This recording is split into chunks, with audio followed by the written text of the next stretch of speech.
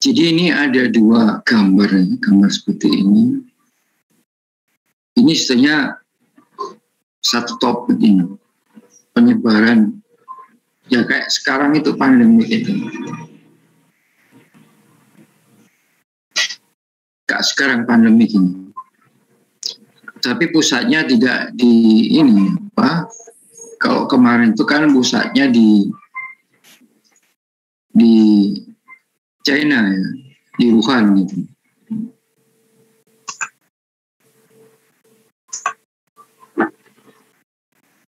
Di China. Tapi ini pusatnya bukan di China ini. Jadi ini daerah di Afrika gitu. Kemudian menyebar seluruh dunia. Bagaimana penyebarannya ya persis seperti COVID ini yang sekarang terjadi itu. Di kemarin kan dari Wuhan, dugaan pertama itu tidak ada transmisi dari manusia ke manusia gitu. Dugaan pertamanya pada saat tahun 2018 ternyata dugaan itu salah gitu. Jadi bisa menyebar dari manusia ke manusia gitu.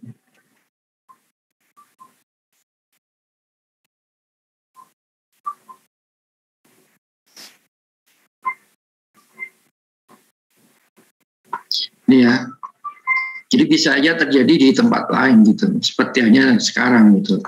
Jadi kalau misalkan Ebola gitu ya, dia di Afrika, kemudian muncul ke seluruh dunia. Ini sebetulnya gambar ini itu adalah perjalanan. Jadi ini ada lintasan pesawat ini, lintasan pesawat ini dari satu tempat ke tempat lain itu. Jadi virusnya itu dibawa naik pesawat itu. Jadi kalau orangnya naik pesawat, ya virusnya naik pesawat.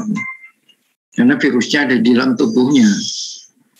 Kalau orangnya naik kereta api, ya ikut naik kereta api gitu. Ya, dibawa kemana-mana itu. Ya. Jadi ini spreading.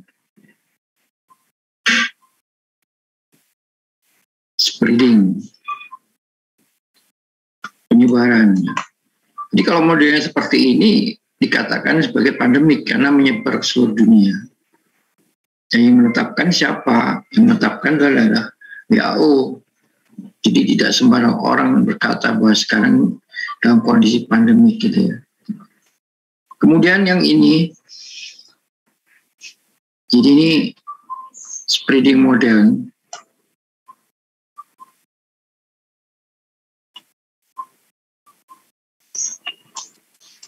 Tuh ya. Sekarang yang ini adalah energi alternatif. Jadi biofuel.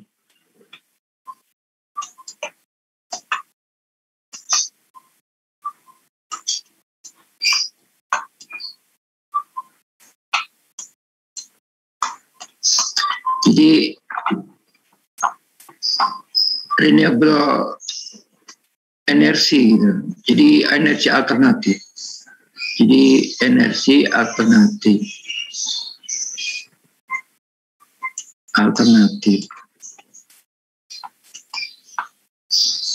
Tapi energi ini kita gali dari biologi.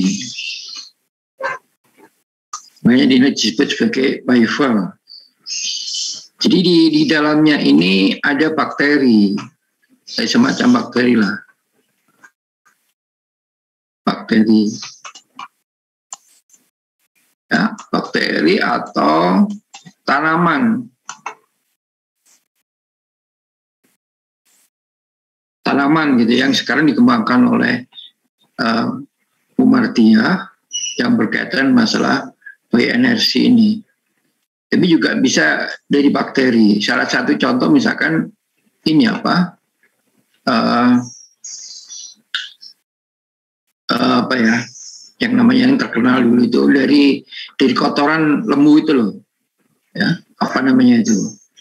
Nah, ya, itu kan bisa dipakai untuk pembangkit energi, gitu, energi alternatifnya. Tapi tapi bentuk seperti itu sangat terbatas, makan tempat sama sangat terbatas gitu. Kalau ini bisa menghasilkan energi yang lebih besar gitu ya. Seperti ini. Ini salah satu contohnya. Sehingga di sini nanti bisa dimodel. Jadi ada modelnya. Di model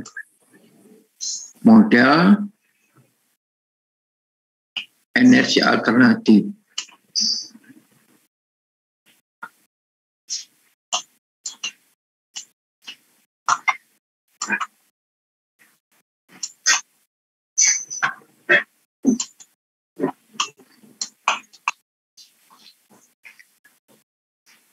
Ya. Jadi di lab model ini dikembangkan lab model ini. Ya. Ini juga dikembangkan. Jadi yang saya ambil itu adalah model-model yang dikembangkan di lab model gitu ya. Bentuk seperti ini. Gitu. Kemudian yang terakhir ini adalah kapal Tamaran, namanya Tamaran nih.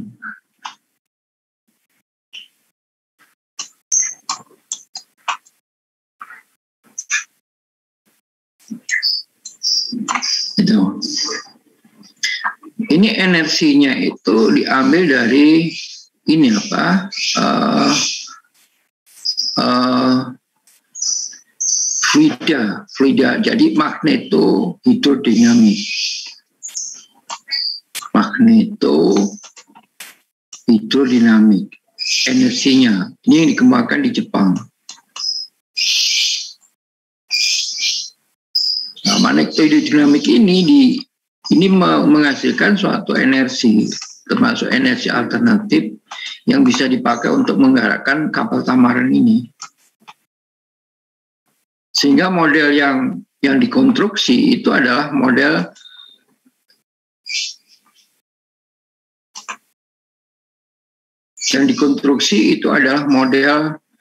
hidrodinamiknya.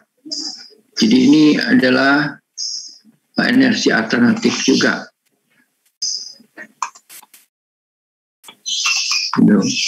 Ini di model itu adalah ininya, fluidanya. Jadi nanti muncul model fluida.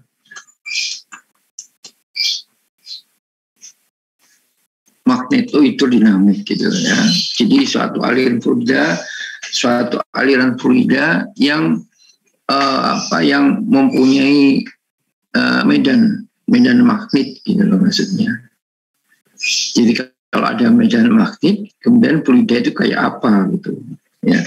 Ini bisa dikonstruksi sehingga menghasilkan suatu energi yang bisa dipakai untuk menggerakkan kapal Tamaran ini. Ini energi ini dikembangkan di Jepang. Ya, yang kita ambil itu adalah bagaimana memodelkannya ini, model magnetohidrodinamik ini, itu ya. Ini sudah banyak TA maupun tesis yang mengambil masalah itu yang dibimbing oleh Prof. Basuki Widodo sama Pak Imron, biasanya gitu. Saya bagian uji aja biasanya, ya. Itu. Jadi ini model semua. Jadi ini ada modelnya dikembangkan di lab, ada modelnya, model matematikanya ada.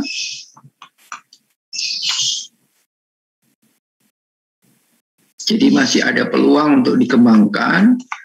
Ini juga mikroalga itu yang dikembangkan oleh Prof. Madya. Jadi ini juga ada model matematikanya. Ya. Matematika. Itu. Ini juga ada model matematikanya. Ini kelompoknya Prof. Basuki Widodo sama Prof. Imron. Gitu ya.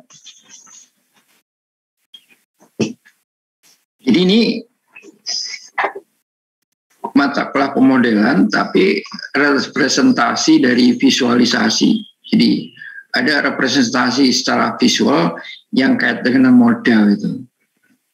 Jadi kalau bicara model matematika tentang spreading, maka saudara punya asosiasi, punya abstraksi bahwa spreading modelnya seperti ini, bisa bicara seperti ini, gitu. Jadi saya bisa melihat objek di sini, saya bisa melihat fenomena di sini, saya bisa memunculkan masalah di sini. Di gambar ini, dari gambar ini memunculkan abstraksi yang kaitan dengan model. Sebaliknya, model itu merepresentasikan objek seperti ini. Ini ada beberapa benua, berarti ada sistem-sistem di sini, sehingga objek ini adalah sistem. Kalau saya ngambil satu benua ini saja, 1, 2, 3, 4, maka setiap 1, 2, 3, dan 4 itu punya spesifikasi, punya identifikasi terhadap objek yang berbeda, sehingga memunculkan model-model yang berbeda. Berarti ada model subsistem, gitu. Karena ini bergerak, bisa dilacak asal-usulnya. Dari sini, ya, berarti sub-sub model ini yang satu dari objek 1, 2, 3, dan 4 ini itu bisa disatukan menjadi suatu sistem. Jadi sistem itu seperti itu. Gitu.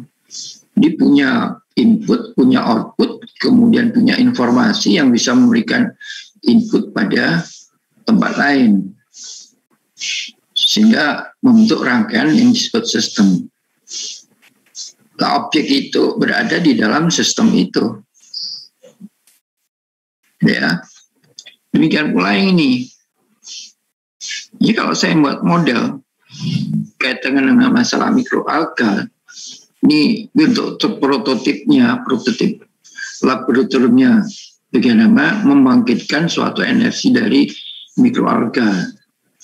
Prototipenya seperti itu bentuknya. Itu dibuat model, sehingga modelnya itu merepresentasikan apa yang ada di sini. Ya, karena saudara membangunnya dari sini. Gitu. Enak ini datanya bisa dicoba, berarti saudara melakukan eksperimen langsung. Ya. Sehingga modelnya itu melakukan validasinya langsung pada objeknya. Mana objeknya yang barang itu? Barang yang saudara buat di depan saudara itu objeknya. Ya. Demikian pula yang kapal ini, energi kaitan dengan masalah hidrodinamik ini. Sama aja. Ya. Ini ilustrasi ya, ilustrasi yang saya buka seperti ini supaya nanti berikutnya saudara sudah bisa nyambung. Ya. Paling enggak begitu saya masuk di sistem, saudara sudah paham apa yang masuk sistem. Ini garis besarnya seperti ini. Ya. Di konsep atau aliran pola pikir kita yang kita bisa nyatakan dalam bentuk bagian-bagian terpisah seperti ini. Jadi ini dunia nyatanya seperti ini. Ini jadi satu objek-objek ini misalkan satu objek bisa dunia nyatanya kita ambil satu objek. Ini satu objek misalkan.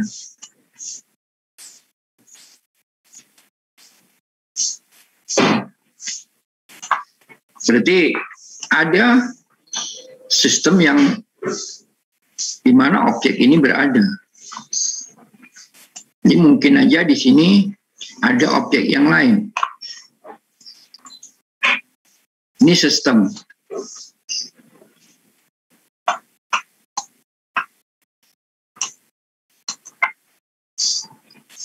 Ini ada dunia nyata yang lain.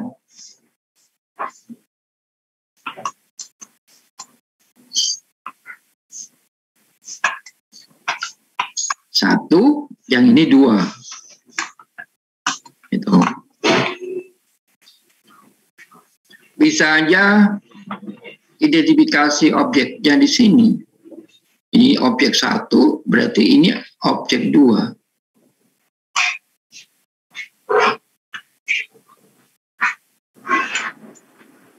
Ini ada O2, ini O1-nya. Bisa aja O2, O1 ini berbeda kejadian atau berbeda peristiwa.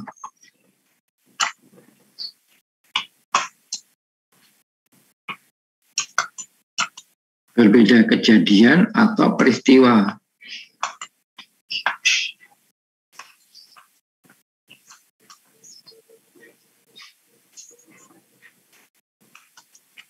Dengan O2, objek 2.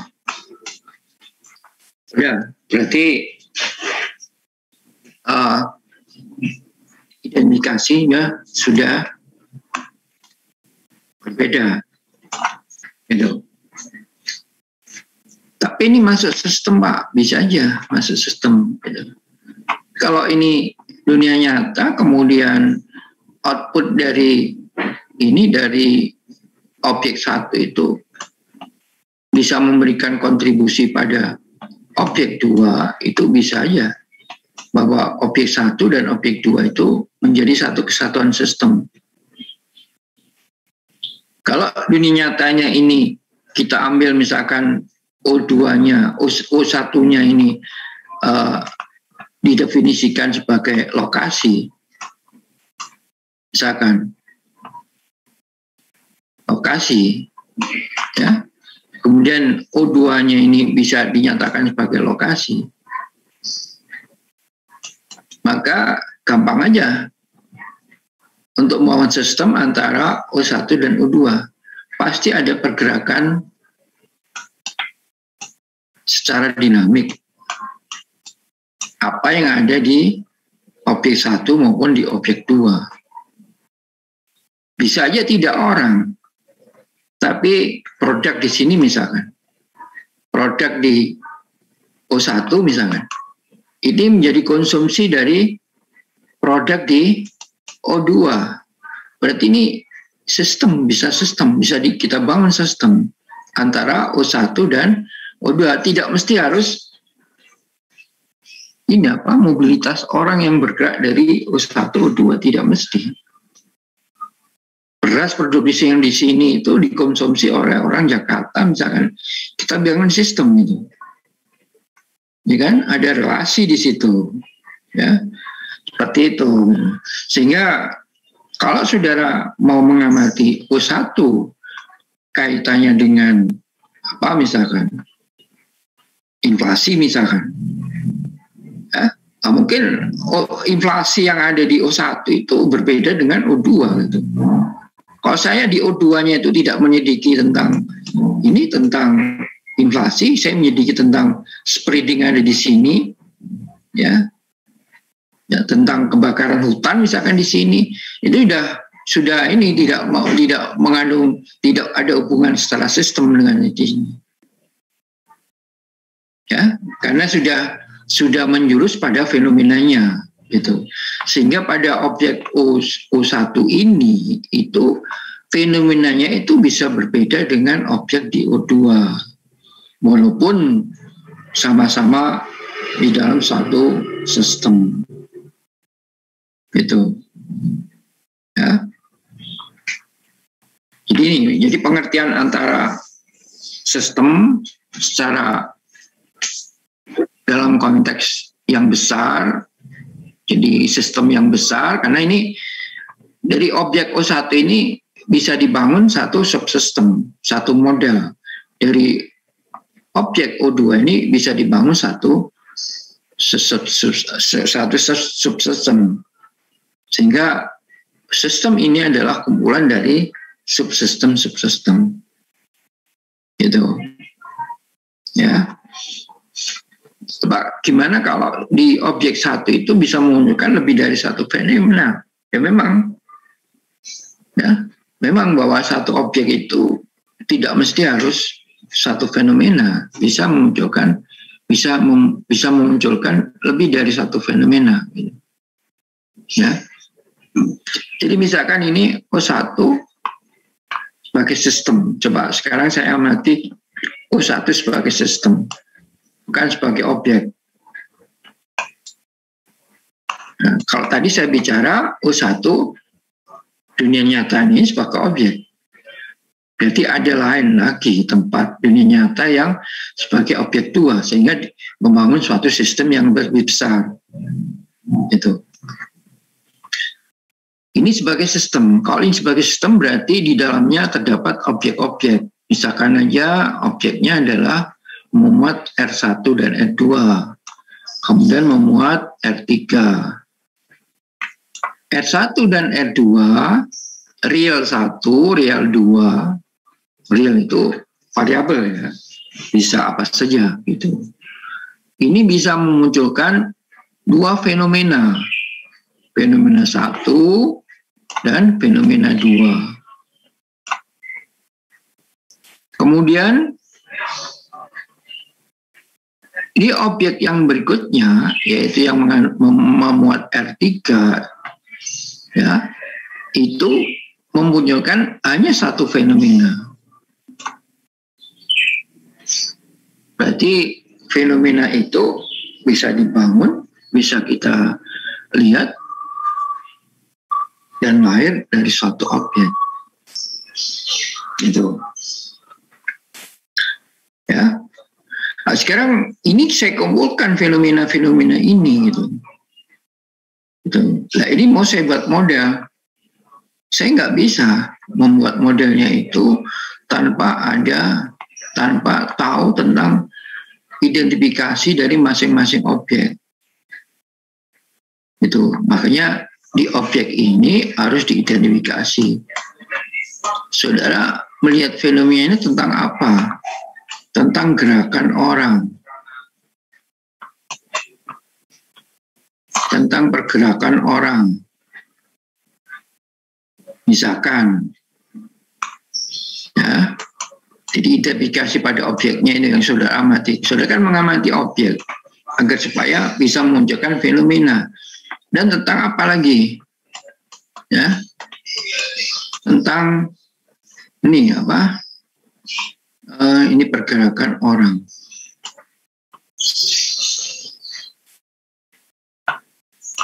Tentang apa lagi? Misalkan tentang orang berdesak-desaan untuk mau divaksin.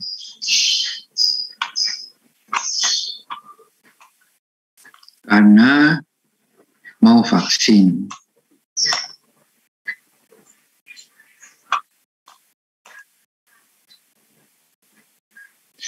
Saking antusiasnya. Ini identifikasi dari objek yang saudara amati, apalagi dan seterusnya gitu. Ya. Nah, ini memunculkan fenomena tadi, fenomena yang memunculkan fenomena diantaranya adalah ada P1, ada P2, ada P3. Gitu. Nah, dari fenomena-fenomena ini, saudara bisa memodelkan kalau saudara bisa tahu tentang hukum-hukum yang ada di sini. Tentang hukum tentang pergerakan orang sebagai pergerakan massa. Kemudian tentang berdesak-desaan, kenapa tidak antri, ada antrian. Gitu ya. Sehingga ini ada hukum apa ini? Tentang pergerakan orang. Hukum pergerakan massa, perpindahan massa.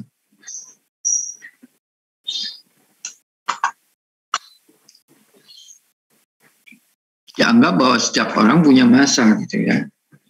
Kemudian ini tentang berdasarkan orang, ini kaitan dengan antrian. Gitu. Nah, ini ada hukumnya, ada hukum-hukum ini. Nah, hukum-hukum inilah, ini bukan kita yang menemukan hukum-hukum ini. Bukan kita membuat hukum-hukum baru yang kaitan dengan masalah identifikasi objek tadi. Itu, ya.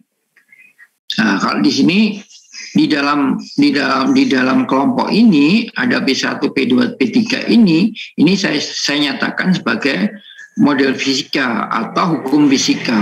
Jadi di sini itu ada hukum fisika, ya, ada hukum fisika, ya, fisika, kemudian kimia, ya, atau mekanika, ini yang kaitan masalah fisik ya, mekanika, biologi, hukum biologi ini berlaku juga di sini dalam rangka untuk membantu kita di dalam memodelkan dalam bentuk model matematika dari objek tadi itu, ya, yang kemudian kita nyatakan di dalam bentuk fenomena-fenomena ini, gitu. Halo? Halo? Pak, saya boleh izin bertanya, Pak? Ya, silakan. Kan kalau misalnya ini kan yang Bapak buat kan dia itu misalnya variabelnya 1 terus di fenomena maksudnya variabelnya 3 terus fenomenanya itu yang muncul juga 3. Nah, apakah bisa Pak misalnya dia itu dari kan tadi Bapak bilang bisa R1 dan R2 itu gabung gitu terus buat dua fenomena, apa bisa Pak misalnya dari dua variabel gitu jadi satu fenomena gitu Pak? Saya mau nanya itu Pak. Bisa. Dari ketiga-tiganya itu memunculkan satu fenomena juga bisa. Itu berarti ada rangkaian real yang pada dunia nyata itu yang saling terkait sehingga memunculkan satu fenomena. Gitu. Jadi contohnya seperti yang sekarang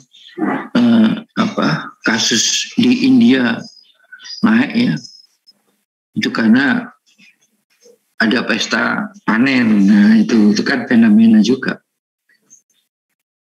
Bagaimana fenomena terjadinya kenaikan kasus COVID itu sedemikian rupa sehingga menjadi masalah gitu. Apa sebetulnya yang terjadi di situ? Kerumunan atau dan sebagainya atau apa, atau memang seperti itu gitu. Kenapa selalu berulang secara periodik gitu?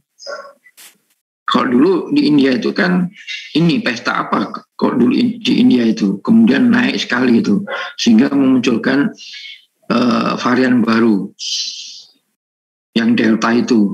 Kemudian sekarang lagi kenapa secara periodik itu muncul, itu kan fenomena juga gitu. Bagaimana mengemas itu sehingga jadi masalah, kemudian masalah itu kita cari jawabannya. Kita rumuskan dengan menggunakan model matematika. Gitu. Ya, contohnya seperti itu. Jadi skala besar kan, India misalkan, kalau kita melihat bahwa India itu dianggap sebagai objek dalam lokasi gitu, dalam bentuk lokasi gitu. Jadi bisa aja bahwa R1, R2, R3 itu bentuk real yang memunculkan satu fenomena gitu. Tapi juga bisa aja dari R1, R2, R3 itu memunculkan dua fenomena. Atau masing-masing realnya R1 muncul satu fenomena, R2 muncul satu fenomena, demikian pula yang R3 memunculkan satu fenomena. Bisa aja terjadi seperti itu. Tapi yang jelas objek itu, fenomena itu muncul dari objek yang kita amati. Kalau kita nggak mengamati objek, nggak bisa kita melihat fenomena dari suatu objek tersebut. Nggak bisa, gitu. Ya. Tapi sekarang kita ketemu di layar kaca ini aja gitu. Ketemu, melihat cuman dengan muka saya, muka Anda gitu kan. Tapi apakah nanti kalau ketemu di jalan tuh kita betul-betul kenal ya, seperti hanya di layar kaca ini? Coba, itu fenomena itu. Iya kan? Fenomena itu. Nah, akhirnya kan yang terjadi adalah antara guru dan murid itu dijoin gitu. Nggak saling kenal, nggak ada interseksinya gitu. Ya sekarang yang di sekolah-sekolah SD, SMP, SMA yang sekarang sudah mulai tatap muka itu ada muridnya yang bingung dengan gurunya. Ini tak guru saya. Karena cuma lihat mukanya aja gitu loh. Bingung dengan gurunya gitu loh. Itu kan fenomena itu. Gimana itu fenomena seperti itu kemudian kita angkat dalam suatu masalah, ya kemudian kita cari jawabannya. Kan gitu. Berarti melalui apa kita mencari jawaban masalah itu? Melalui model ini, model matematika ini gitu. Ya, sehingga yang kita bangun modelnya itu adalah fenomenanya itu. Nggak mungkin objeknya luas sekali gitu. Kan gitu. Ambil aja satu fenomena apa gitu, sehingga ruang lingkup pembangun modelnya itu terbatas gitu loh. Ya kalau kita kembangkan ya nggak apa-apa, modelnya bisa aja dikembangkan gitu. Jadi contohnya itu ya. Oke, ada pertanyaan lain? Halo? Ada pertanyaan lain?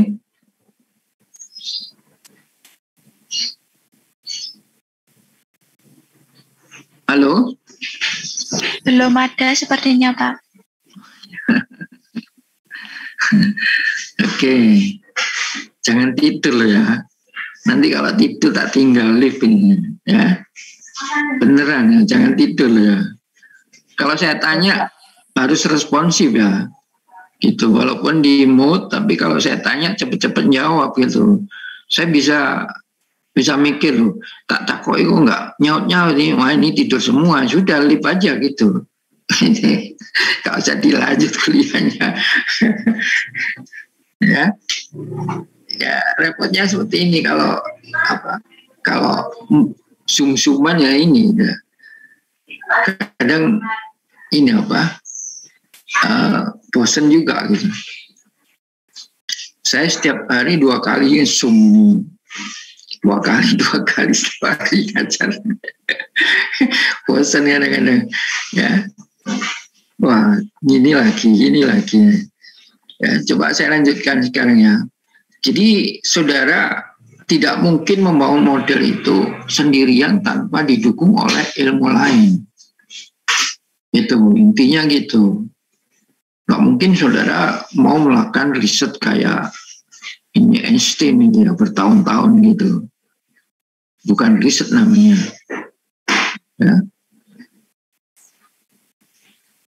Buat model bertahun-tahun gitu.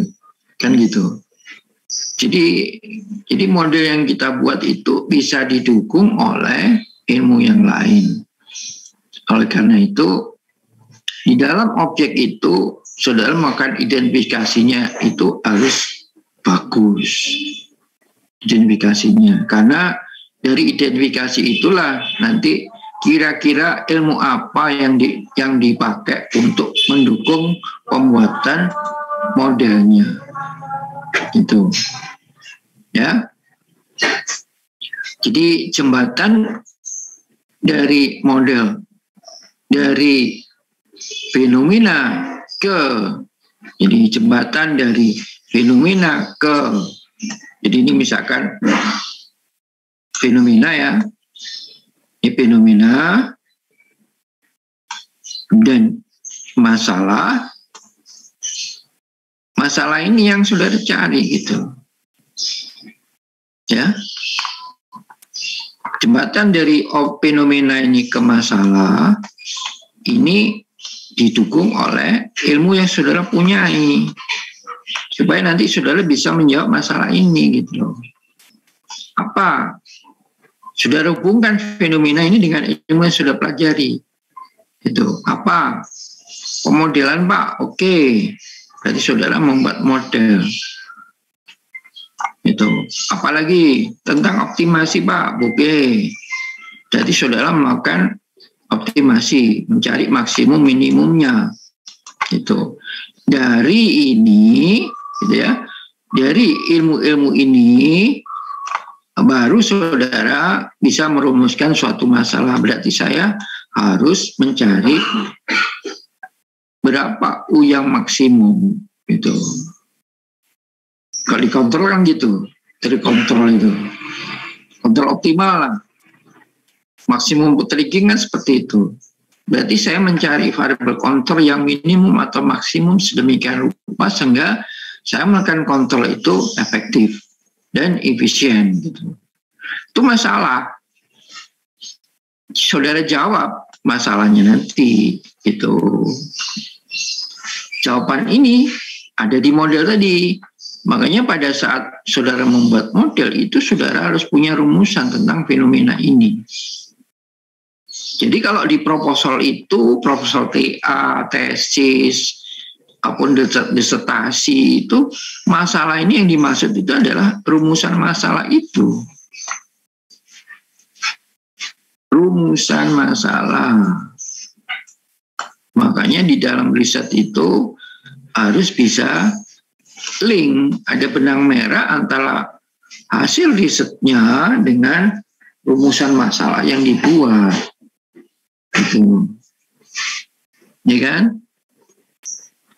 Hanya kan kadang-kadang kan seringkali, nggak kadang-kadang ya, di rumusan masalah yang dibuat itu kan mesti mengandung kata pertanyaan, bagaimana kan gitu. Apa kan itu yang sering bagaimana, karena bagaimana itu jawabannya adalah metode yang dipakai.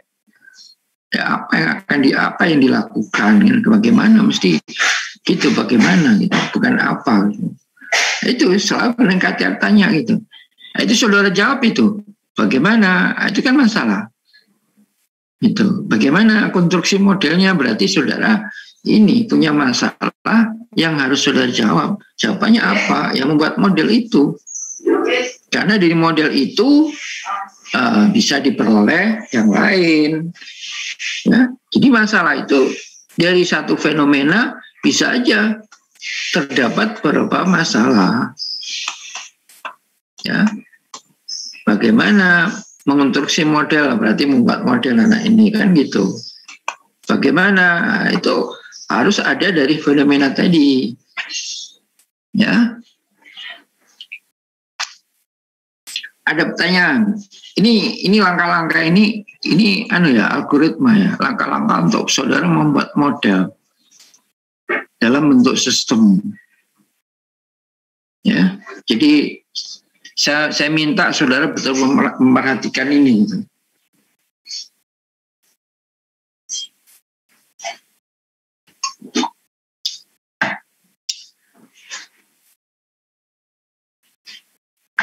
Sebentar ya, saya izin dulu ya, ke belakang dulu ya.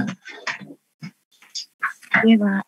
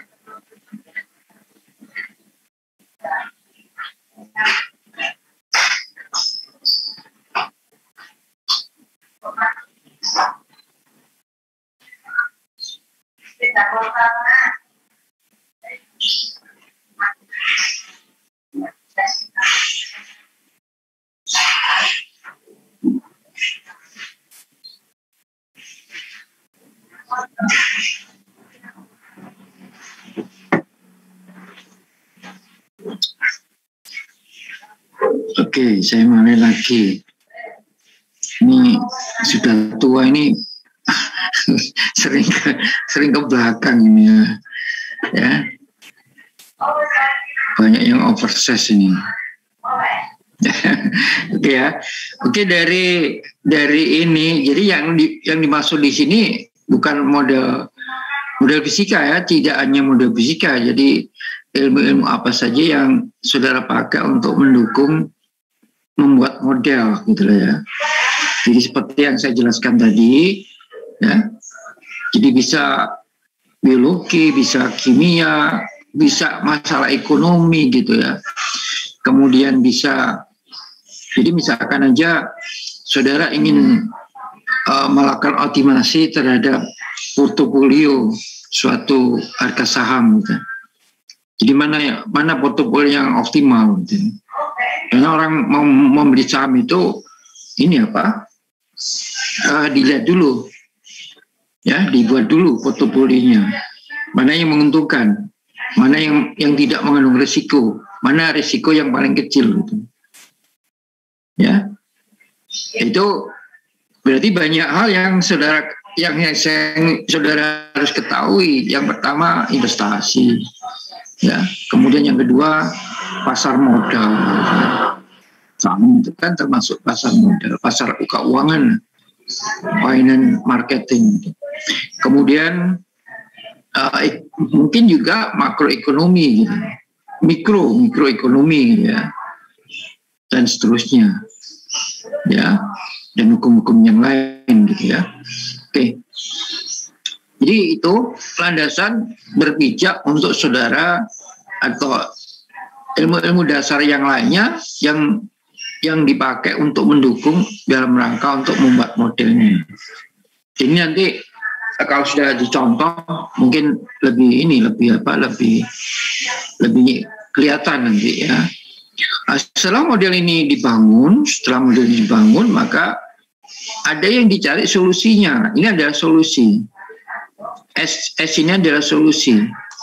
Ini solusi. Solusi gitu. Tapi kita di orang matematik itu tidak mesti bahwa model yang kita bangun itu kita cari solusinya, tidak mesti seperti itu. Jadi kadang model itu asal dia valid, yang penting malah ini, asal dia valid, artinya valid itu berlaku atau dia konvergen. Jadi kalau dia valid itu otomatis bahwa model yang kita bangun itu merepresentasikan objek yang saudara amati. Itu pasti itu. Nah sekarang apa alat validasinya? Itu macam-macam. Di sini ada alat validasi. Ya. Bisa dengan melakukan simulasi komputasi bisa. Itu ya, bisa melakukan seperti itu atau bisa pakai analisis aljabar, bisa seperti itu. Ya. Jadi situ nanti dasar-dasar tentang matematikanya itu memang diperlukan. Jadi kalau modelnya yang bentuknya persamaan diferensial, maka validasi yang dilakukan itu ya kaitannya masalah persamaan diferensial dan seterusnya. Kalau modelnya adalah model statistik, ya, orientasinya pada bentuk probabilistik dan stokastik, itu validasinya beda lagi gitu. Itu yang dimaksud dengan alat validasi atau melakukan verifikasi gitu. Ya. Jadi di model ini kita sebagai orang matematik itu biasanya melakukan suatu validasi terhadap model gitu. Bukan mencari solusi dari model gitu. Jadi bagi orang matematik ini solusi modelnya itu bisa tidak dilakukan asal ada penyelesaian gitu aja, dan penyelesaiannya adalah tunggal. Ya, lihat masalahnya tunggal atau tidak melihat masalahnya. Itu biasanya hukum yang dipakai itu hukum ada atau tidak penyelesaian itu, dan penyelesaiannya tunggal gitu. Tapi kadang suatu fenomena itu yang kemudian kita angkat menjadi masalah itu tidak menginginkan solusi tunggal, itu ya ada seperti itu. Jadi multi interpretasi gitu. Nah biasanya objeknya berbeda dengan yang lain gitu. Ya. Tidak mesti, yang penting ada solusi gitu aja permintaannya. Karena objek yang kita amati itu beda dengan yang lain. Gitu. Ya. Kemudian kalau dia tidak valid, maka dia kembali kepada realnya lagi. Sudah harus melihat realnya tadi itu, gitu ya. Dan analisanya model itu setelah melakukan solusi, ya. Ada yang seperti itu, tidak ada yang tidak seperti ini. Tapi ada yang dari validasi ini setelah melakukan validasi langsung melakukan analisis model. Ada yang seperti itu. Itu. Nah, biasanya model siklus seperti ini, skema seperti ini itu biasanya berlaku pada masalah-masalah teknik. Jadi misalkan tadi yang contoh di depan tadi yaitu masalah energi alternatif yang kaitan masalah magnetohidrodinamik. Jadi energi yang dipakai pada kapal Tamaran tadi itu biasanya seperti ini skemanya. Ini skema yang engineering. Tapi kalau orang matematik itu biasanya tidak sampai pada solusinya. Nggak penting dia solusi ini. Asal di modelnya tahu, kemudian kita validasi, kita verifikasi ternyata valid. Ini sudah mencerminkan objek yang kita amati. Mau kita apakan? Itu dari model itu. Ya, model itu nanti bisa kita analisis atau bisa kita selesaikan modelnya itu dalam rangka untuk mencari informasi yang lain. Itu kita menganalisis model itu sama aja dengan ingin mendapatkan informasi lain dari objek pengamatan. Itu. Jadi hanya menjawab satu masalah tadi.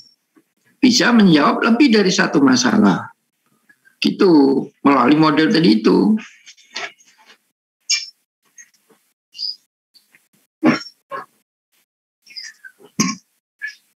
Ya, oke. Ada pertanyaan? Kalau dari saya belum, Pak. Oke, mungkin yang lainnya ya. Oke, nggak ada ya, nggak apa-apa gitu loh. Kalau ada yang tanya ya saya jawab. Jadi skema ini kan saudara sudah download ini kan ya. Kemudian buku juga sudah saya cantolkan di MyITS Classroom, saudara bisa ngambil. Itu sebetulnya ini apa, lecture note. Jadi catatan-catatan kuliahnya yang dilakukan di Lomo gitu. Buku itu saya ngajar di S1, S2 pakai itu. Lecture note-nya si Bilomo gitu. Tapi kalau di ruang baca, Bilomo itu bentuknya nggak seperti itu. Sampai numeriknya ada di bukunya Bilomo gitu. Tapi di buku itu nggak ada numerikalnya, nggak ada. Jadi metode elemen hingga, metode elemen batas, ya. Jadi numeriknya ada sampai dekomposisi domain, kemudian apalagi metode numerik ya, banyak sekali itu. Ya, saudara kalau mau lihat ini apa bukunya yang lengkap itu ada di ruang baca. Tapi sekarang dibuka nggak ya ruang baca? Masih tutup ya? Masih tutup ya. Ya udah pakai buku saya itu aja, lecture note aja. Oke, nggak ada pertanyaan. Kalau nggak ada, saya lanjutkan. Belum ada, Pak. Ya. Belum, Pak. Ya memang kalau seperti ini belum ada. Nah, ini ya, ini penjelasan dari gambar tadi itu. Jadi yang dimaksud Bionata itu umat elemen-elemen yang terdiri dari objek-objek atau fenomena-fenomena gitu. Kemudian model fisika ini yang dimaksud model fisika itu sebenarnya model bukan fisika itu. Ya, ini model fisis gitu ya. Jadi lebih tepat model fisis.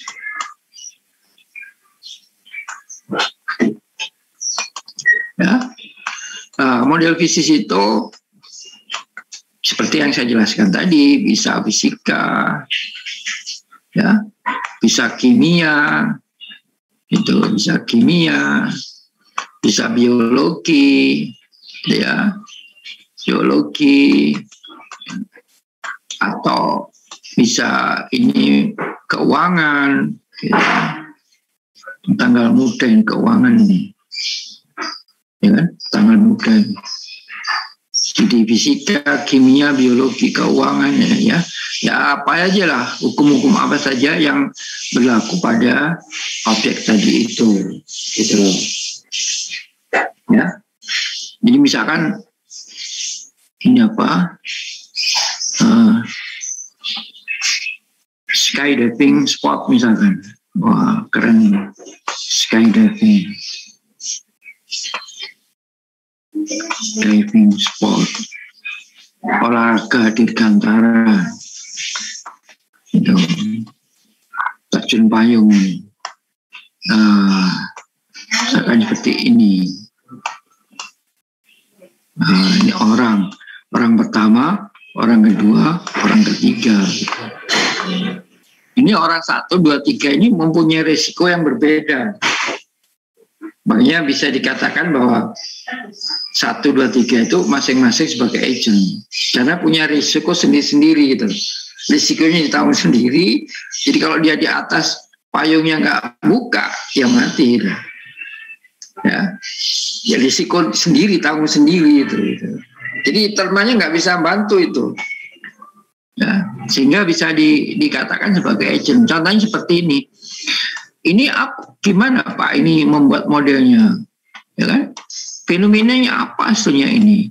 Fenomenanya itu gimana dia dengan meloncat dari pesawat dengan waktu yang berbeda, ya, kemudian dia berada pada domain yang sama. Fenomenanya itu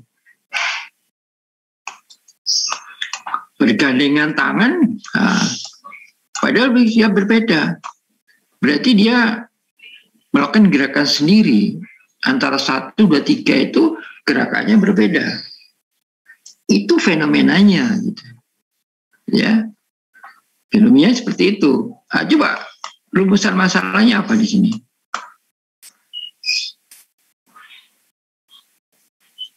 Rumusan masalahnya apa di sini? Misalkan orang terjun gitu.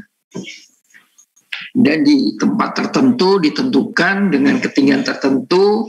Jadi di bawah itu pada saat dia sebelum loncat itu dari pesawat dia sudah membuat skenario, dibuat. Nanti ketemu di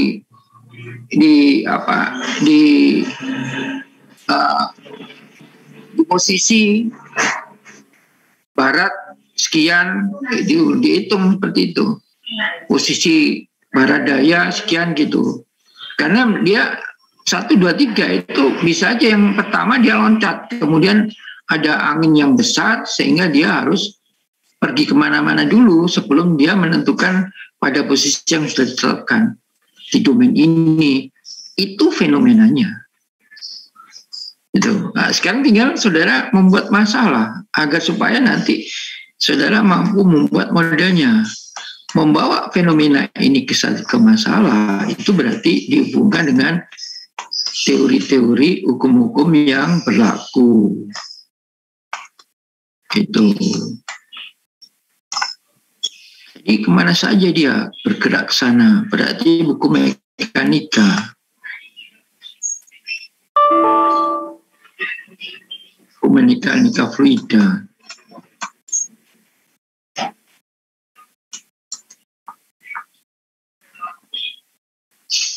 Kemudian yang kedua, kok dia setelah dia di domain seperti ini, ya, kemudian dia berada pada ketinggian sama, kok nggak ada yang naik, nggak ada yang turun gitu. Ini payahnya belum dibuka ini, ya. Berarti ini ada masalah kaitan dengan teori drag force.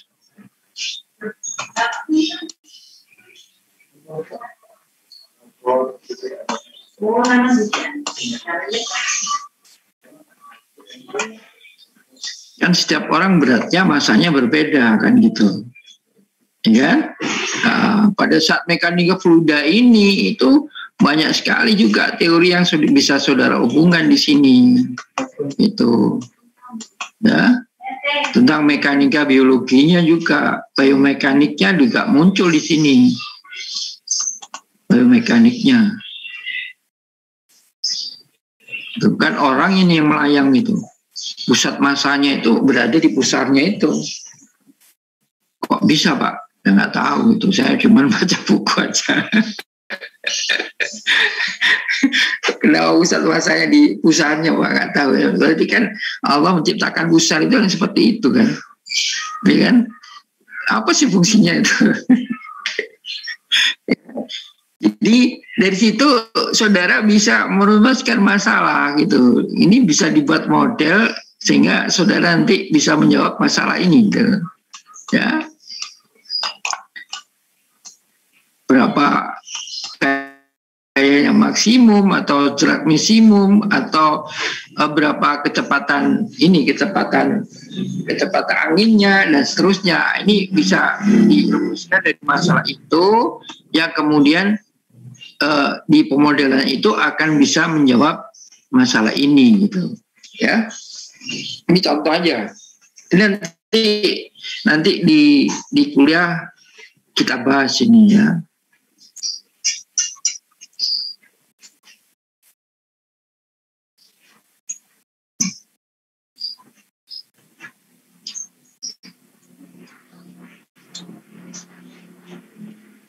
Kemudian model matematika tadi ya isinya model-model aja gitu, ada model 1, model 2 gitu ya. Jadi bisa aja di satu orang ini bisa aja menjadi agent ya. Ini agent 1, ini agent 2, bisa agent gini seperti ini. Bisa ini agent 3, namanya multi agent. Jadi kalau di modeling itu namanya multi-agent.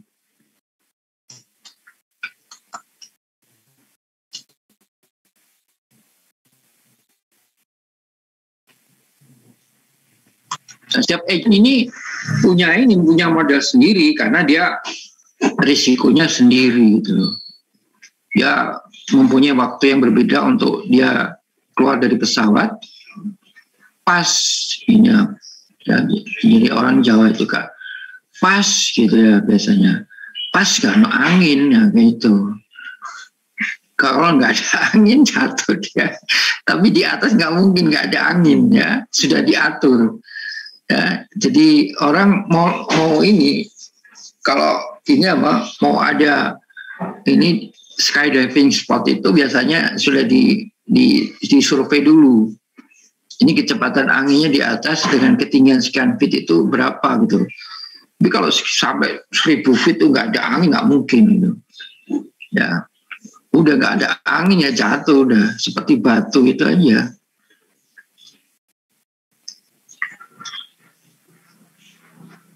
Ya, kemudian penjelasan model ini diantaranya seperti ini ya, saya katakan bahwa tidak mesti bahwa kita ke penjelasan model. Ya.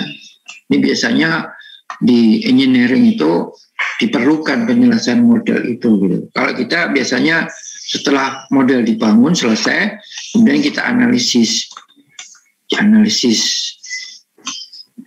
ya, yang seringkali itu juga disimulasi. Nah, tujuannya analisis ini, tujuannya simulasi itu dalam rangka yang pertama adalah menjawab masalah tadi, ya. Masalah kan dalam bentuk ini apa pertanyaan tadi.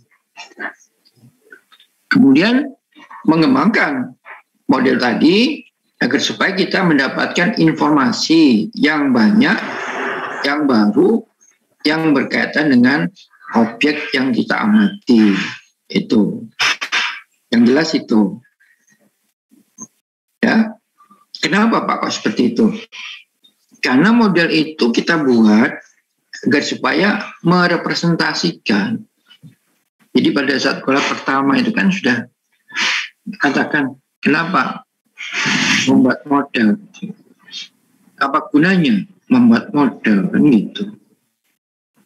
Why modeling kan gitu kemarin tuh. Itu alasannya banyak sekali gitu. Dan model itu terus kan dengan matematika model itu gimana? Keuntungannya apa? Ya kalau misalkan yang kita amati, yang kita teliti itu mahal, kemudian dalam skala besar, itu nggak mungkin kita sendiri terjun ke lapangan. Makanya melalui model itu kita buat itu ya. Oke.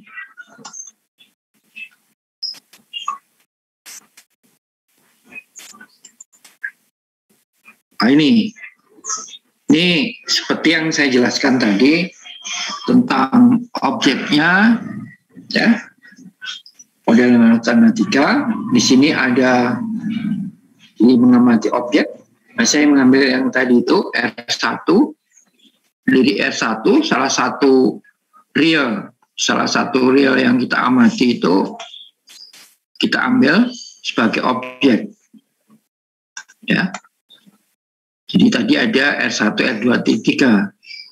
Jadi persis seperti pertanyaan tadi. Ya, ada sel spesifik R1 itu bisa kita angkat sebagai ini. Ya tergantung kebutuhan lah. Saudara mau meneliti apa? Saudara mau mengamati apa? Kan gitu. Bisa aja karena kebutuhan saudara, maka bisa aja ada dua hal yang sifatnya real itu yang bisa saudara angkat, saudara ambil dalam sebagai suatu objek. Saudara masukkan dalam satu objek. Bisa saja R1, R2, R3 dimasukkan dalam satu objek. Jadi bisa aja R1, kemudian R2, ini masuk di dalam satu objek. dalam satu objek U1 misalkan.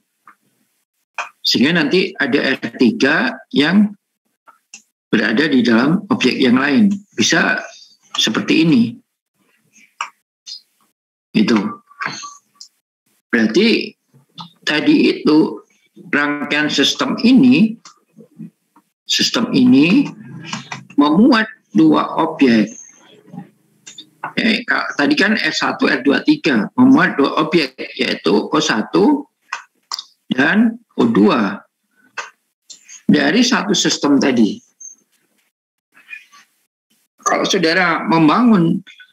Kalau saudara sudah mengklasifikasikan bahwa R1, R2 adalah satu objek dan R3 itu satu objek, ya, saudara bangun di dalam satu sistem, maka saudara harus mencari interrelasi antara objek satu dengan objek yang lain. Ini dicari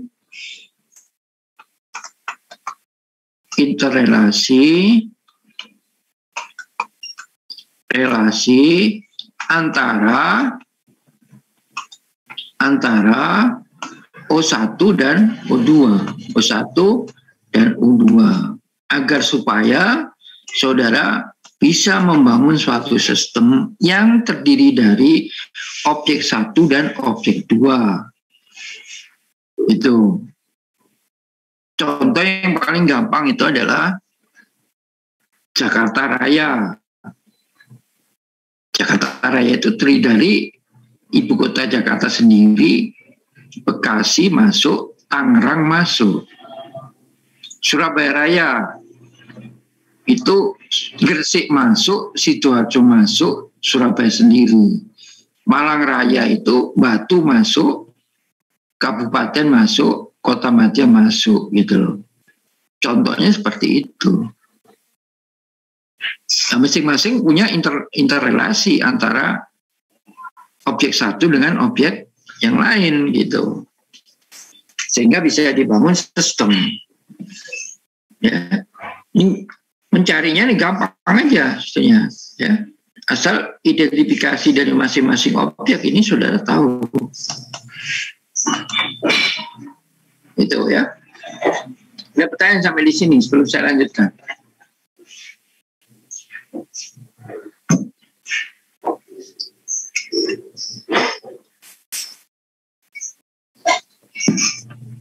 Sepertinya belum, Pak.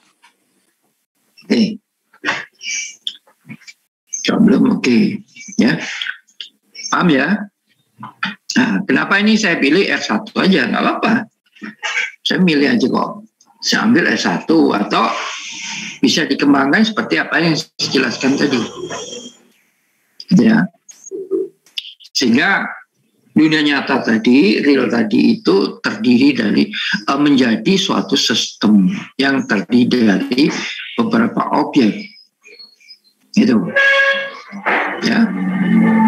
Dengan harapan bahwa objek itu bisa saudara temukan fenomenanya, sehingga dari setiap objek tadi bisa dibangun suatu model matematik sehingga memunculkan submodel gitu.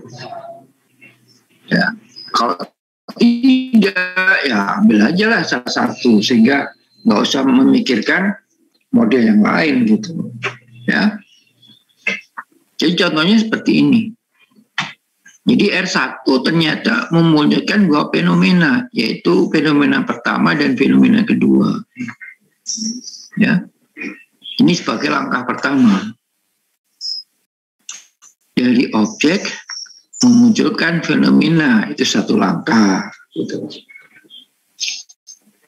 Ya.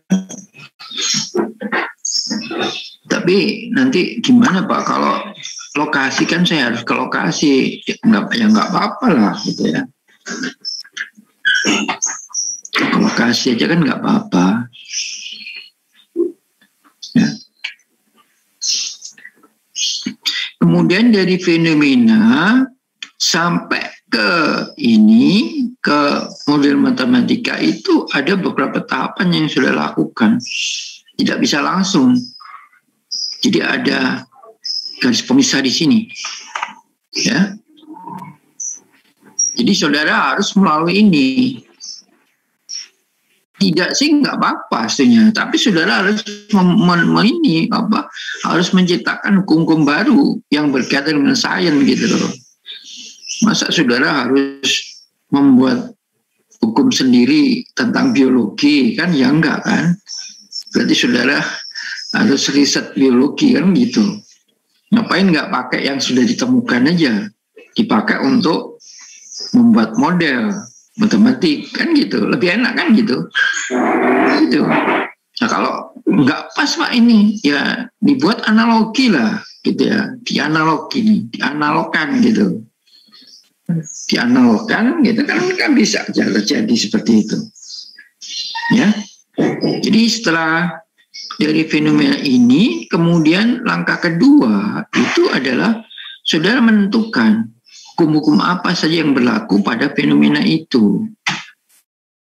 Ini baru dari hukum-hukum itu dipakai untuk membantu membuat model matematika. Seperti hanya misalkan begini. Padahal aja ya, paling gampang.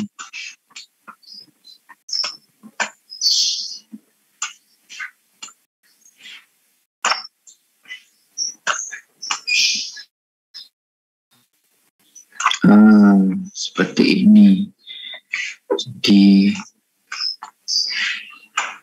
ya ini kan M-nya ya, kan ini. Nah, ini sudutnya theta gitu. Ya.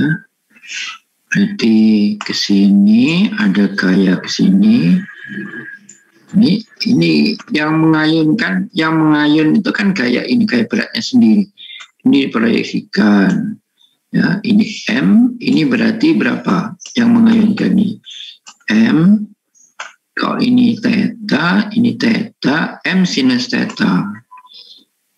Nah, ini gaya ini yang mengayunkan F-nya. Berarti ini pakai hukum Newton. Pakai hukum Newton gitu. Kemudian sudut ya, sudutnya seperti ini. Kalau dia berayun seperti ini kan sudut tetanya ini theta ini kan sama dengan theta ini. Gitu. Makin besar simpangannya, maka theta ini bergeraknya makin cepat juga. Sehingga di sini itu ada dua kecepatan.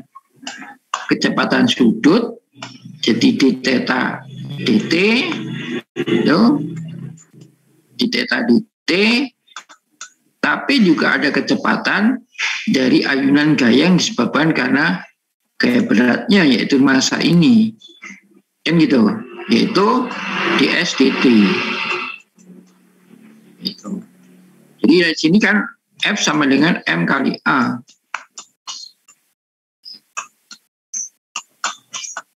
Gayanya ini.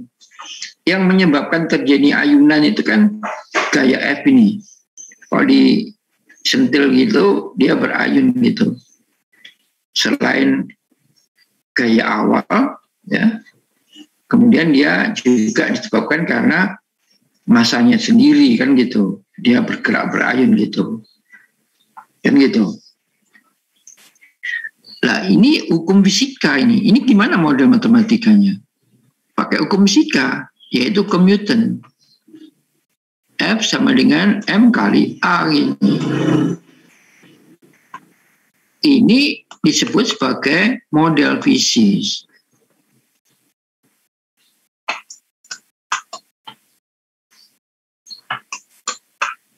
Model fisis.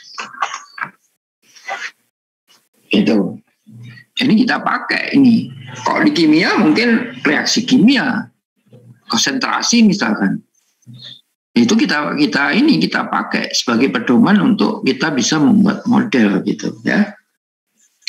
Oke, jadi ini tahapan yang harus dilalui pada saat saudara akan membangun suatu model ya. Ada pertanyaan?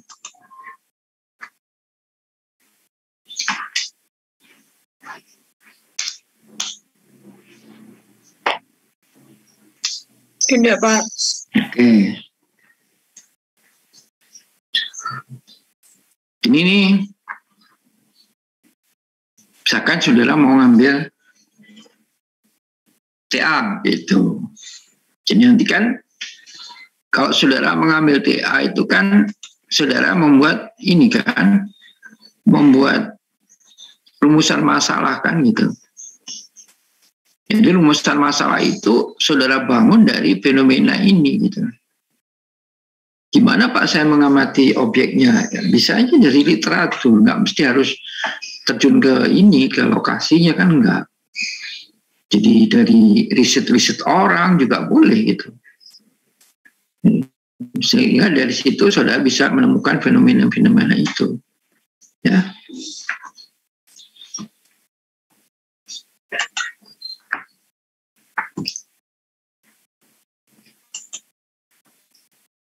Nah ini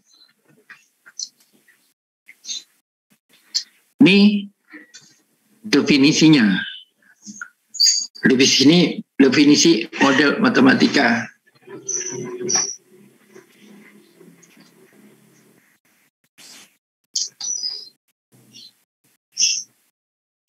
Baca sendiri ya. Apa disebut model matematika? Orang fisika ngomongnya beda dengan orang matematika. Model matematika itu tentang apa disebut model matematika. Orang engineer teknik mesin misalkan itu mendefinisikan model matematika juga beda. Ya sesuai dengan ini apa yang dia selesaikan, dihadapi dan seterusnya. Berarti kaitannya dengan masalah yang mendukung ini mendukung mendukung masalah yang diselesaikan gitu. Kalau fluida ya model matematika yang dipakai untuk mendukung fluida itu apa gitu. Itu definisinya di teknik seperti itu.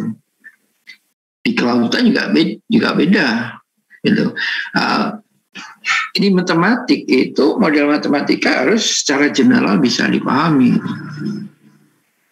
Jadi objek M jadi berangkat dari objek tadi karena model ini dibangun dari objek kan gitu ya.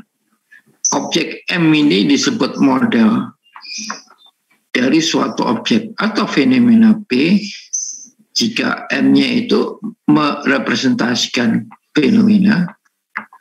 Dan penyelidikan atau pengamatan terhadap M ini dapat memberikan informasi tentang fenomena tadi. Ini general. Nah, objeknya itu terserah. Objek yang tadi itu orang mengambang di angkasa tadi kayak Gadut Koco itu bertiga lagi. Itu objeknya seperti itu. Ya bisa kita modelkan bagi suatu model dari suatu objek atau fenomena. Ya. Kalau M-nya itu merepresentasikan, jadi modelnya tadi itu merepresentasikan dari fenomena. Dan kalau kita amati, kita selidiki terhadap modelnya tadi itu dapat memberikan informasi tentang fenomenanya. Itu dan bisa menjawab masalah yang saudara bangun dari fenomena tadi itu yang dimaksud dengan model matematika gayanya orang matematik gitu.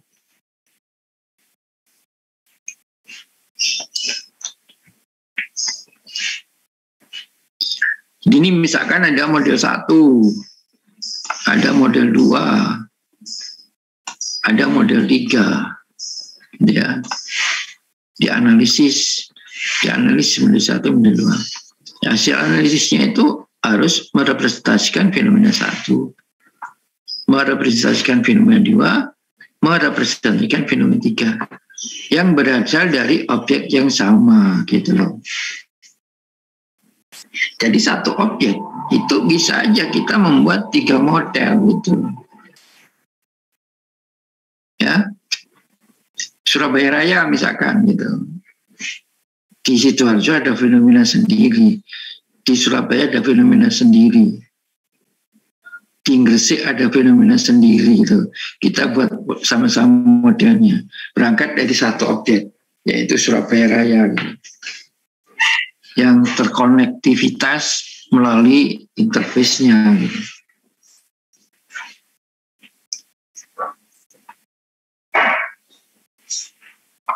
Ada pertanyaan?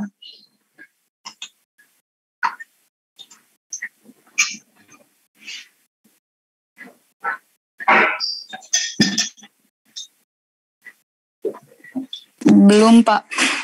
Oke, saya lanjutkan.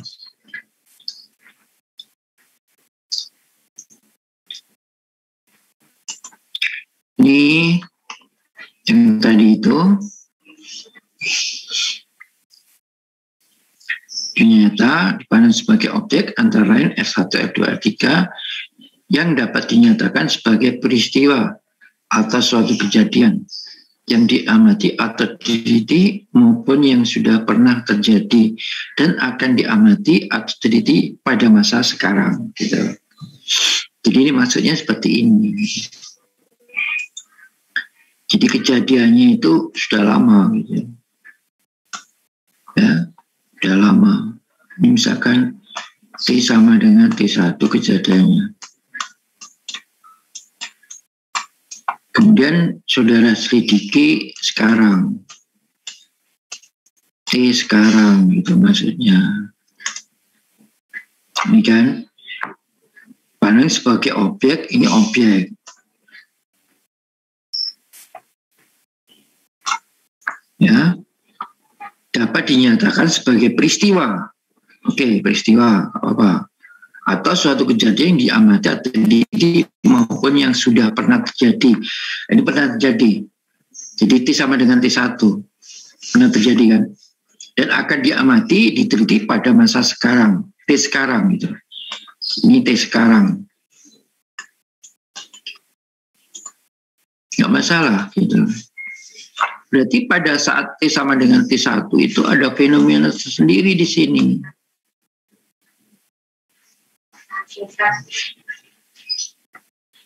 Fenomena pada saat pada T sama dengan T1.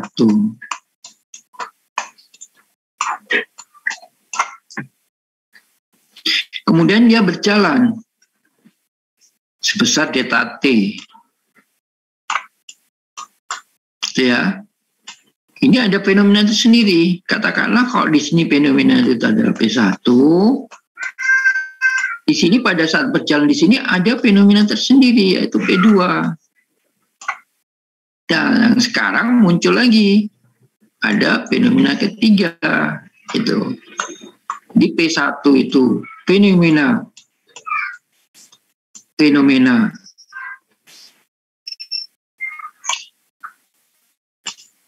saat T sama dengan T1 yang sebelumnya pernah terjadi. P2 itu fenomena selama perubahan waktu.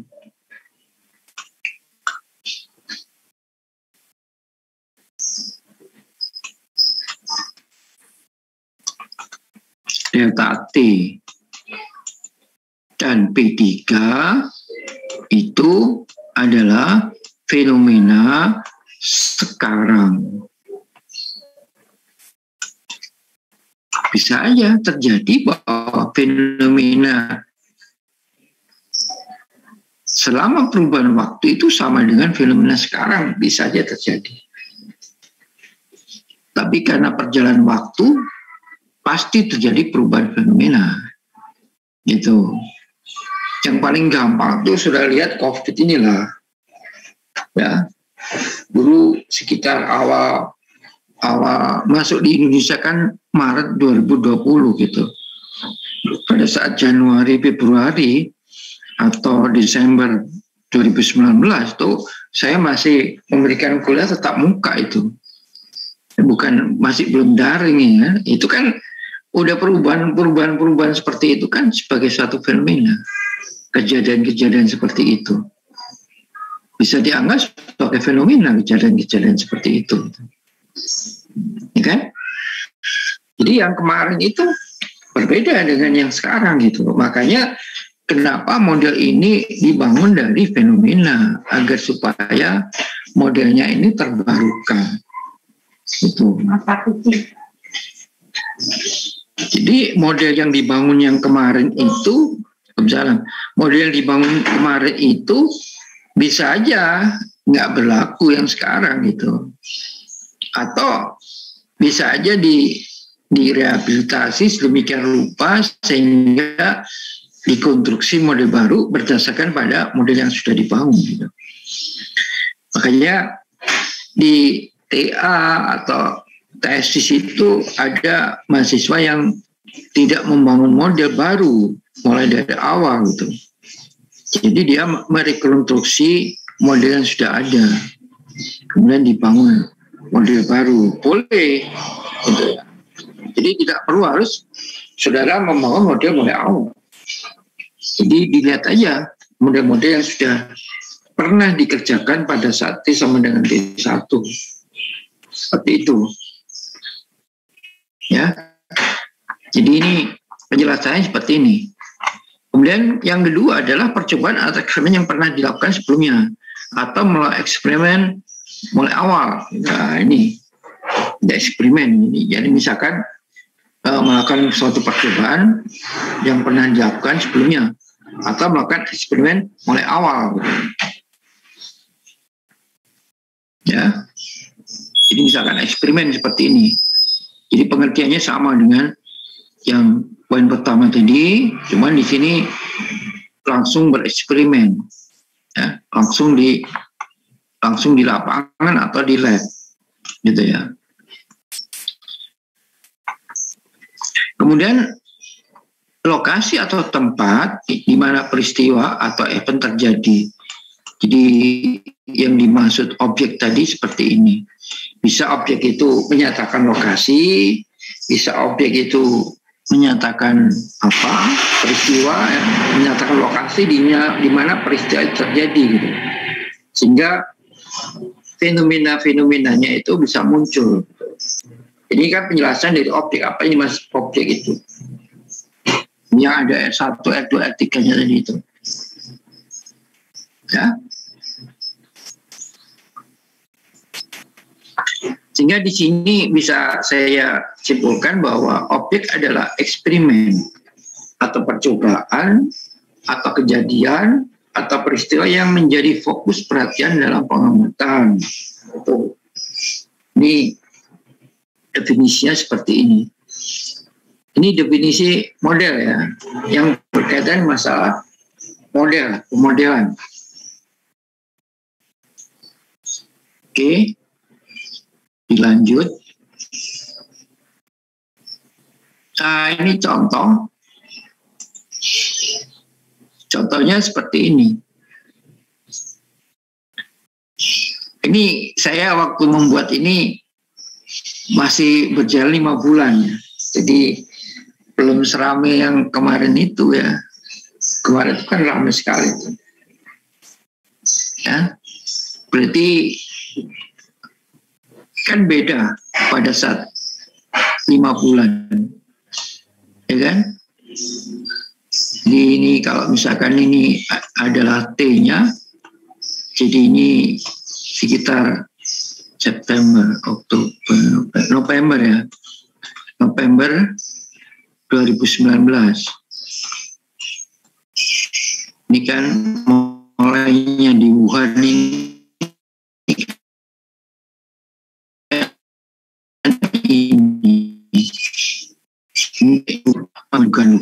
sampai hostnya juga diduga itu. Kelelawar itu kan diduga hostnya.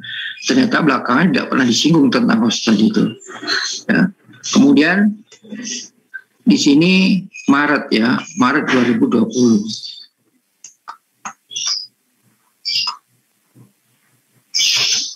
Itu mulai masuk Indonesia ini. Itu. Ini November, Desember, Januari, Februari, Maret. Nah, ini mulai di sini. Lebih dari 5 bulan, katakanlah di sini, 2020. Ambil aja misalkan Maret, April, Mei ini.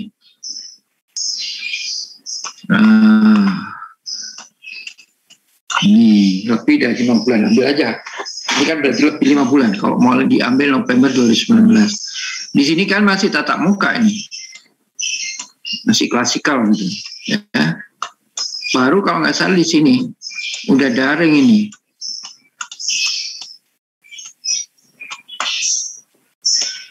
Nah, ini ada perubahan-perubahan ini. Ya. Sehingga kalau saya waktu ini memberikan contoh seperti ini, berarti fenomenanya kan seperti ini. Identifikasi terhadap objeknya kan seperti ini. Ini identifikasi terhadap objek. Terhadap objek pada saat itu. Ya, objek tadi adalah peristiwa, eksperimen atau percobaan, dan seterusnya. Pada saat itu ini menyelesaikan pekerjaan harus di rumah. Itu kan gitu identifikasinya tuh. Apa saja gitu, menggunakan masker kemanapun pergi, kan gitu. Belum ada batasan waktu itu PSBB ya. Kapasitas penggunaan ruang dibatasi kurang dari 50%, mempunyai karakteristik yang tidak terpapar COVID-19 gitu, dan seterusnya. Fakta di atas merupakan fenomena dari objek yang berbentuk populasi pada masa pandemi ini. Itu. Nah, kalau sekarang, kalau ini kita amati sekarang, jadi ini sekarang, ini fenomenanya sudah berubah. Fenomena sudah berubah. Kemudian permasalahannya juga sudah berubah, gitu ya.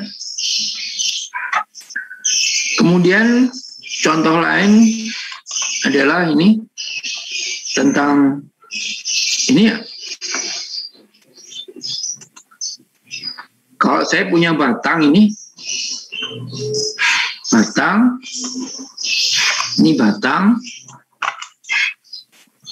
balok lah, batang atau balok.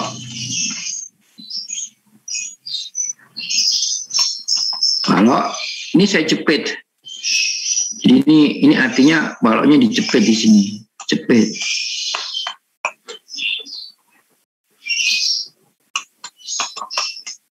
Gitu. Kemudian ditarik. Jadi ini adalah gaya tarik.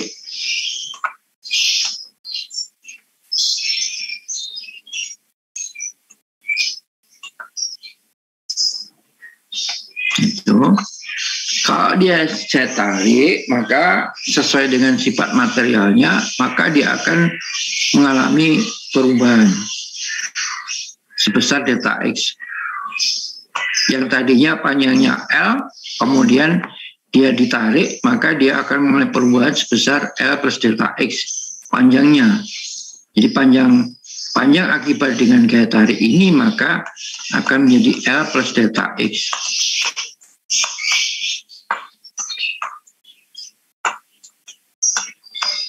Gitu. Fenomenanya apa ini? Jika terdapat perubahan temperatur, nah perubahan temperatur berarti ada pengaruh eksternal dari balok itu, ya. Maka pengaruh gaya F terhadap batang akan mempengaruhi proses terjadinya pertambangan panjang, gitu. Ini fenomenanya, gitu. Objek pengamatannya apa? Objeknya adalah batang yang dijepit kemudian dikasih gaya tarik. Jadi ujungnya dijepit kemudian dikasih gaya tarik, gitu. Itu fenomenanya seperti tadi. Bisa aja fenomena yang lain itu F-nya ini pasti maksimum.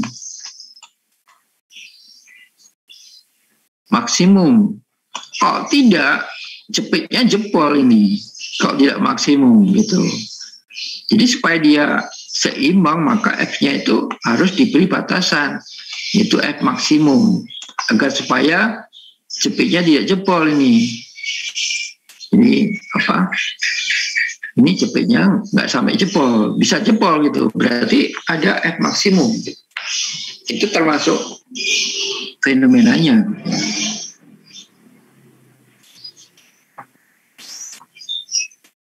Nah sekarang dari fenomena ini gimana saudara membawa jadi suatu masalah?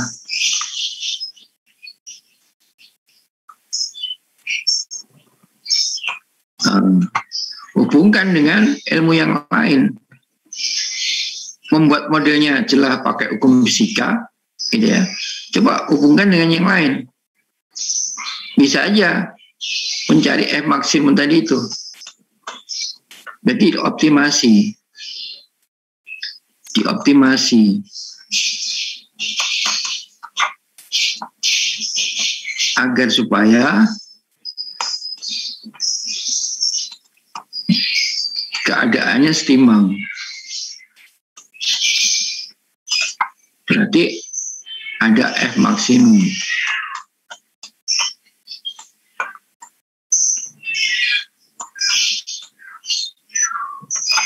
Itu jadi masalah itu.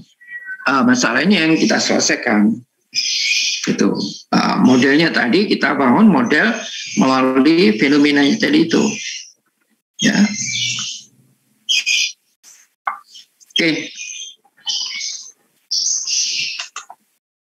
Oke. Ada pertanyaan sampai di sini? Sebelum saya lanjutkan, besok hari Selasa, ini PPT-nya udah habis materinya. Berarti materi berikutnya nanti kita langsung ke ini, objek-objeknya.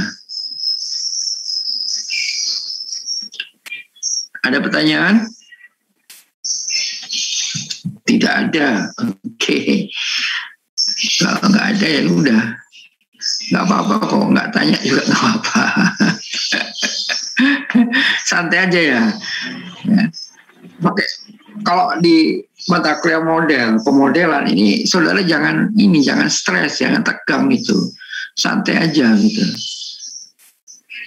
Oke, saya ini coba muncul semua, ayo. Mau saya akhiri kuliahnya. Oke, sekian aja ya. Sampai ketemu minggu depan. Assalamualaikum. Waalaikumsalam, Pak. Terima kasih. Pak. Semangat ya. Ya, Pak.